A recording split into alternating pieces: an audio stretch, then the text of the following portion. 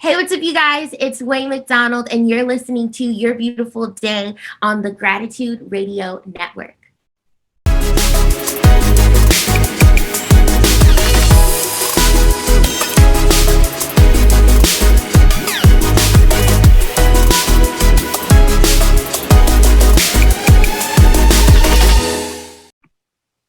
Hi, everyone, and welcome to the special simulcast of Your Beautiful Day on the Gratitude Radio Network and also the Neil Haley Show, syndicated all over the world. And I'm excited to welcome to the program my two co-hosts. First of all, Jen Mogg. Jen, how are you? And I know you're excited about our guest. Hey, hello, Neil. Hello, Wé, and hello, Pearl. Everyone listening, we hope that you all are having a beautiful day and finding gratitude in your life everywhere that you go. We have an amazing show today, and I just want to introduce Pearl, my life coach and my best friend. Hey, everybody. It's awesome to be here, and I am so excited to speak with Wé today. So, yes, I'm with Women Successful Living, and I am excited. So take it off, Neil. All right, so our guest is from The Voice, Wé McDonald. Wé, you're coming all the way from New Jersey. How are you? And thanks for stopping by. Oh, I'm so good, and it's cold here, but I'm super happy to be here. How cold? Right now, it warmed up a little bit, so now it's like in the early 50s, but it was definitely in the 40s a little bit earlier, 40s, 30s. Oh, yeah. The mornings are the rough thing. When I woke up and it was 25 a couple of days ago, I'm like, what happened to our summer because of COVID, And now we're back to this freezing cold, and I can't believe we're getting so close to Thanksgiving. All right. So go ahead, Pearl. You have a first question for Wé. Wé, it's so excited to have you today. So tell us a little bit about where you're from and a little bit about your story growing up. Yeah. So I was born in Harlem, New York. And that's like, birthplace. I ride for Harlem all day, every day. And, but I grew up in going to school in New Jersey. And I started taking acting classes at around 4, dance classes at 10. And then I didn't start singing until I was maybe 13 years old, 12, 13 years old. So yeah, I grew up with my family thinking, she's so energetic, so we need to definitely put her in something to keep her occupied.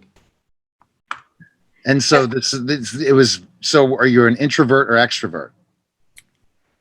I am an extroverted introvert. I love my time alone.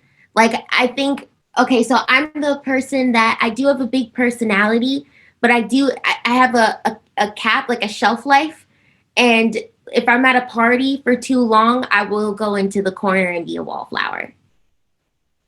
Interesting. So I know those people, and I used to be an introvert, became an extrovert when I became a professional wrestler. That's for another story, another day. I was very quiet growing up as a tall kid, and then became this big time just extrovert later on. So we all kind of move into a different role, especially when we get to perform. Performing, I think, gets you out of that shell regardless of who you are. All right, Jen, your first question. Anyway, no, I just think that that's a way of balancing yourself, because when I get into a group of people or a party or something like that, you have all the energy around you. You have your A game going on. Yeah. And so I really appreciate that. I knew I would end up in acting in my life. When did you want to be a performer, and when did you know that singing was going to be a part of your career? I didn't fully know that singing was going to be a part of my career until I was about 16 years old. And it's so funny because all of my friends that I grew up acting with and dancing, they know me as either acting or dancing. And so when they heard about me being on The Voice, they were like, when do you sing like this? They're like, when did that really start happening? And I was like, I don't really know. I've always wanted to perform, though. Performing was something that it let me be free. It let me be completely myself. I'm also really great at biology. I love biology, and my mother's wish was for me to be like a doctor. But I broke that dream with being wildly successful at singing and talented at acting. So she's happy. She's happy this week too. What gives you the confidence in singing? What gives me the confidence in singing, honestly, is the message behind what I'm singing, and the feeling of I don't know, feeling grounded. It's very humbling being on a stage, because you're at the mercy of the audience. Like, yes, you curate what the audience can feel, but they have to give you that same feedback to you. And my confidence definitely comes from knowing what I know and having a great support system, and being true to who I am. Because if I'm not honest on stage, then the show is not going to go good. When things click, they click. And when you Yeah. find something you love that clicks, it makes it much, much easier. Go ahead, Pearl. Next question. So Wei, tell us, so you get to The Voice and your friends are all excited to see you on there. So tell us about your experience on The Voice. My experience on The Voice was difficult. It was very difficult. Not in the way that you might think. It's very hectic, and it's I always say it's not for the meek-hearted. The biggest advice that I give people who want to audition for shows that are like The Voice, whether it's American Idol, America's Got Talent, X Factor, things like that, is if you don't think that you're ready to go on the show, you're not, because you have to be mentally ready. It's very fast paced, and you teach yourself how to adapt very quickly. And I wanted to kind of challenge myself. I was not ready for the fast pace of it all, because you immediately go into the public eye. You go from having maybe 200, 300 followers and me not really knowing how to use social media to 30,000 followers on Instagram and Facebook in a matter of a week. And you're expected to get it and understand it at the drop of a dime. And it was hard. And not just because I was 17, but just because it was difficult overall. And it just blows up like that. And you're like, holy cow, where, you get the expectation, you make it, and then wow. So kind of tell us, what season was The Voice were you on? I was on season 11. There's some great people that were with me on season 11, like Ali Caldwell, Christian Cuevas. I have met some amazing people. And that's the fun part that we go through, is that we're all going through the hectic time together. That's always really, really fun. But yeah, season 11. And the coaches were Adam Levine, Blake Shelton, Alicia Keys, and Miley Cyrus. See, what I love about the way The Voice works is how humble you guys are. I've covered the final four, the final two, and the one of who's won The Voice with NBC a few times. And I guess it's been about 4 or 5 different seasons. And what I've always seen is you guys are so humble. How's that happen that every one of you is so grounded? Is it like everybody wants to be a family? It's not, the competition's not as much as I want to be a great performer. Why do you think that is, that the culture of The Voice? I believe it's the process you go through, because it'll take you, if you have any sort of high horse, everything will remind you that it can get either taken away from you really, really fast. So you're just grateful. It's the gratitude that comes from being at the mercy of, I'm going to be here whether or not people like me, is extremely humbling. It's like, if week by week you had your job, and it's like, well, if some people decide that they like you a little bit less, then you're fired. And it's like, okay, now I have to go and figure it out. So that's why it's like, okay, calm, be enough of yourself, be like, you know what, I'm just appreciative that I'm still here. I'm happy that I get to have fun, that I get to still do this process. It's really amazing. And the people are right. It's not about the competition. It really is about the growth together, because it's difficult for all of us. Go ahead, Jen. Next question. I love this. Okay, you know what I'm going to be rolling into? I'm going to be rolling into my mother gratitude question here for you, Wé. Yeah. Give me a gratitude moment when you were on The Voice. Oh, easy moment. Okay, so it's top 8, and I had just sang "Scars to Your Beautiful." And there's a system on The Voice that basically, if you get into the top 10 overall on iTunes, your votes get multiplied times 2 or times 5 or something like that. It's top 8. Everybody else is in top 8 but me. So everybody's votes are multiplied times 5 but mine. So I'm horrified. So now my parents are looking at me. They're like, I'm 17 and I'm thinking, oh God, okay, so what should I do? They're like, you have to vote more, you have to post more, you have to do more. I don't understand why you're not doing more. And I'm like, well, I already posted 7 times. I don't know what else that you want me to do. Tell more people to vote, call people. And I'm like, if they're gonna vote, they're gonna vote. I can't control them.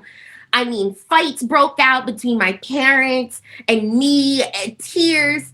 And this is Monday night. Voting closes Tuesday, 8 a.m.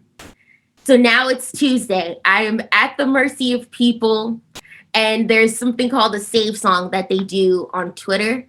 And the save song is if you don't immediately get into the main top, like let's say 4, it's 3 people. And then the last person gets to be picked for Twitter live on the show. But again, it went from 8 people to 4 people. And so I'm thinking, well, this is it. So the first person that gets called is Sundance Head. Love him. And I'm thinking to myself, okay, I just have to think of my save song. My save song was In the Night by The Weeknd. And I was like, okay, I got this. I can do this. Second person they call, Billy Gilman. And I'm like, okay, well, that's it. That's fine. And I was like, all right, In the Night. I'm going over the song in my head. And they're like, and the final person to make it into the top 4 before the save songs. And I was like, okay, they're probably going to call somebody else. Wé McDonald. Complete shock. I thought I bombed that performance. I mean, I did the best that I could, but I was like, God, I wish I was better. And that was complete gratitude because I didn't think I was going to make it. I didn't think I was going to make it into the top 4 at all. Wow. Yeah. I love that. If that's not a gratitude moment, I don't know what is. Yeah, especially to be able to do that, to say the final 4. Wow. And that's and so how many years has it been since The Voice for you? It's been 4 years coming this December. Okay. Yeah, 4 years. And how has it been a whirlwind? It's been crazy. I'm sure it has. I mean, and because again, it's how you take that experience and move forward. And we're going to learn more about that. Go ahead, Pearl, with the next question for Wé. So Wé, so it's taken you on to some really amazing things since The Voice, from your trip to Rwanda. You want to share that with us and how that came about? Absolutely. Okay. I was performing for Josh Groban and his Find Your Light Foundation. And after I got off of stage, there was lovely women that came up to me and said, you're phenomenal. You have an amazing voice. You're blessed. We wanted to know if you would be interested in working with a organization called World Vision. It's a humanitarian service. It's people who love philanthropy. And I was like, yeah, sure. They're like, okay, we're doing something at the Plaza in New York City. I was in LA at the time, I believe. And I go to the Plaza and I sing one of my songs, and actually 2 songs. And after that, I get a call. Well, not even a call. I laugh at this because it's so funny. Catherine Compton, who is an amazing woman, I mean, stunning woman, comes up to me and says, I'm bringing you to Africa with me. And I was like, okay. And, I imagine that. I'm like, okay. And that February, I went to Africa with her and I went to Rwanda. And my experience in Rwanda, I don't think I'll ever forget it in my life. As a woman of color, you don't know if you're going to feel like it's a foreign place, or if you feel really weird, or if you don't feel worthy enough to be in that kind of a place. But as soon as I stepped foot in Africa, it felt very familiar in a very, very weird way.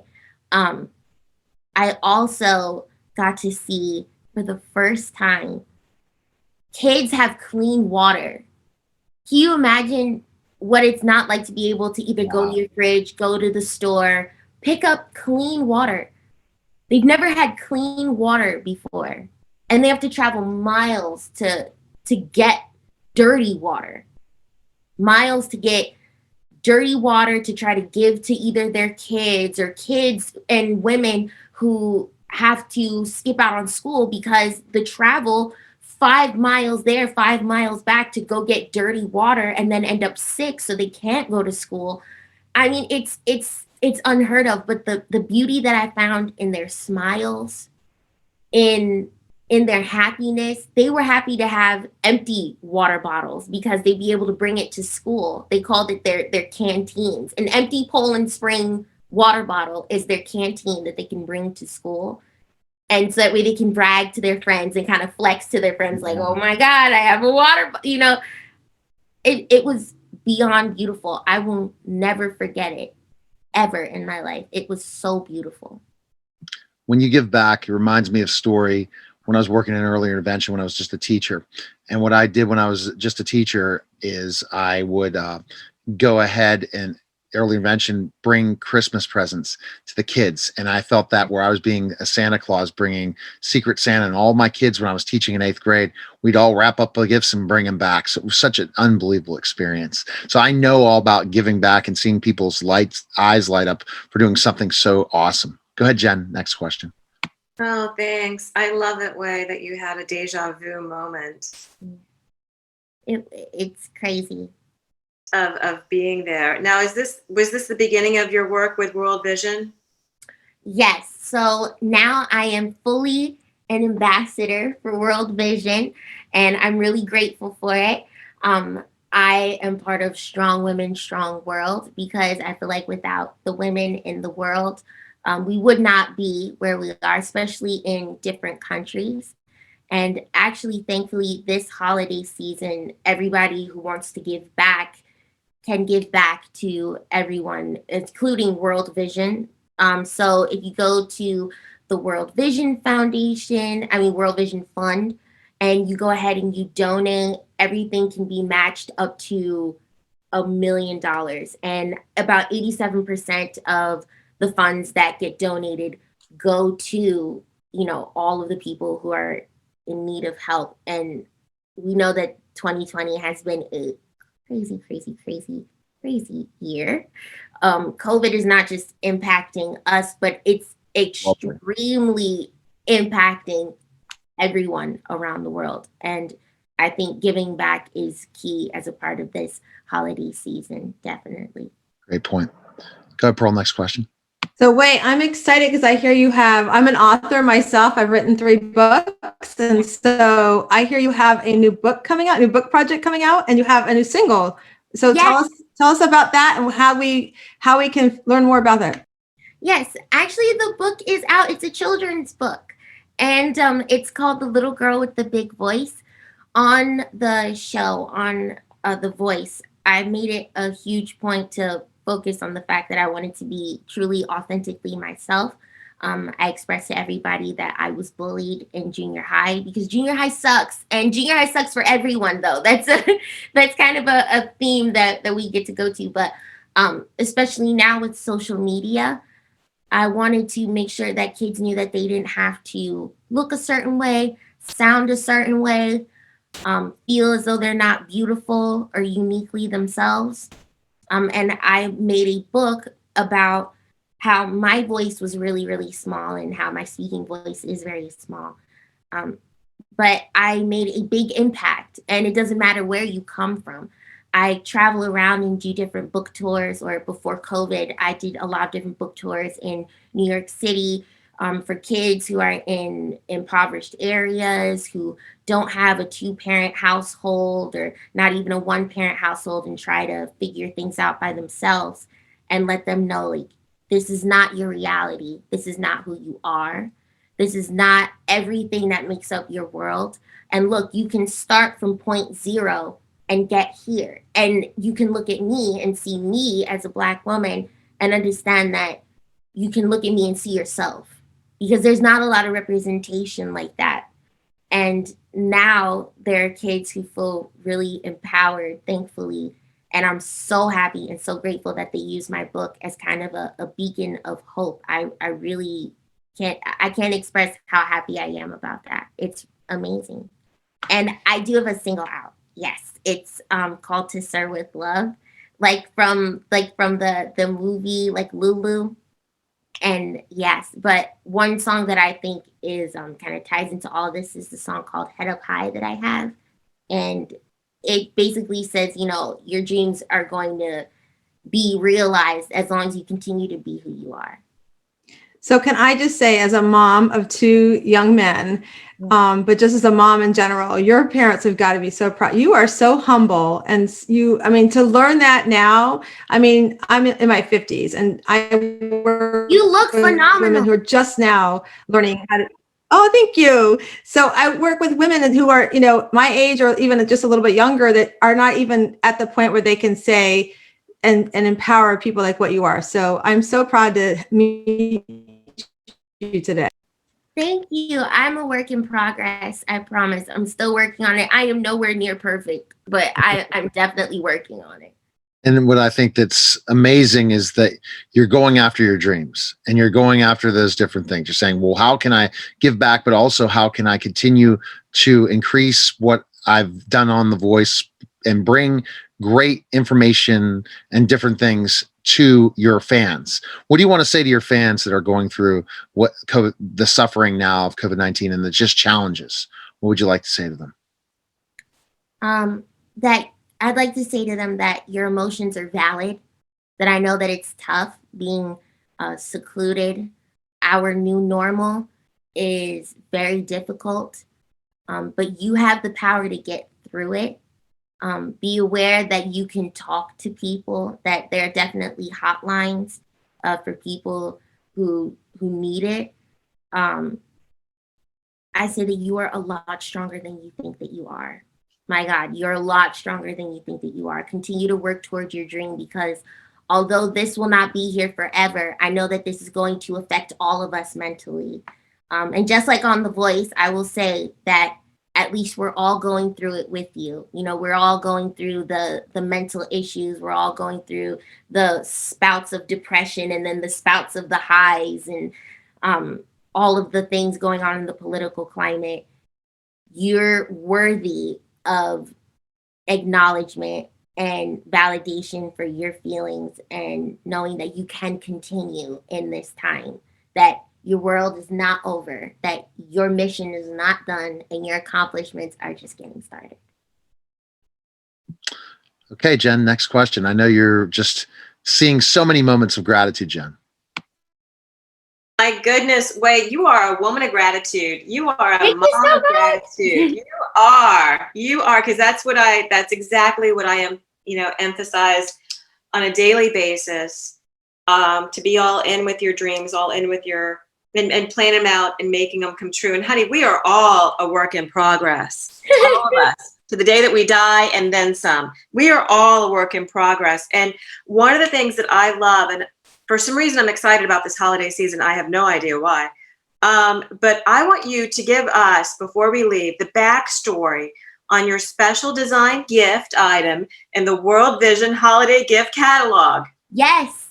Okay. So if you are feeling inclined to do so, which I hope everyone is, Jen, you're not just excited about the holiday season. I am too. I actually just told my father about this. He said, "Why are you so excited?" I was like, "I don't know. I'm just excited about cinnamon and Christmas trees and I don't know, the holidays and the corny Hallmark movies. I'm excited about all of that." So the tote that I have is a bonded together tote, and if you donate $75, you get it for free. But also the tote was designed and crafted by Vietnamese women who have disabilities. First of all, I can't do that in general. I can't even just curate a bag in general. I think that that's phenomenal. Also, if you get the bag and you want the bag in the catalog, just know that it is giving them fair trade.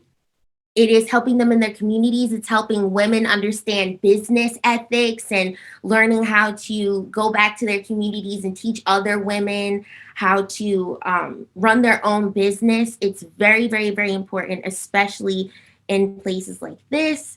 But donating is definitely going to help. And World Vision doesn't just help people outside of the country. They help here too for people who need meal vouchers, who need water. Water is a very, very, very important thing with World Vision because it is necessary for all of life.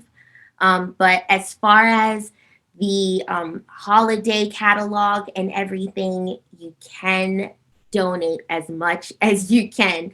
You can get a whole bunch of different gifts, but the tote is definitely one of them. And I hope that you like it. It's called the Bonded Together Tote. Thank you so much. I would love to work with you. We'll keep in contact through Neil for the Gratitude Radio Network. I had a dream about designing a t-shirt for homeless children around the world. Oh, yes. So that's something that I definitely want to work with and with you on that. So thank you so much. Where can we, Pearl, do you have anything to? No, I was just going to ask the question you were just going to ask. So where can everybody follow you, Wé? Where can everybody, we'll put, I know Neil will put everything up for the connections for the World Vision. I'm looking forward to buying my bag myself. Yes. But yeah, definitely share where we can follow you and find you. Yes. Okay, so you can follow me. Sorry for the lawnmower in the background. Okay. We can't hear that at all. That's how great Zoom is. It does. I didn't hear that at all. So don't worry. That's awesome. Okay, cool. So you can follow me at Wé, that's WE_McDonald, like ba-da-ba-ba-ba, on every platform. That's Instagram, Twitter, and Facebook. You can also see any new updates on where I'll be performing, quote unquote, whether it's Zoom or in person, on my website, Wé McDonald Music. That's WEMcDonaldmusic.com. And yeah, and if you just search up my name in Google, I'm sure you'll find something.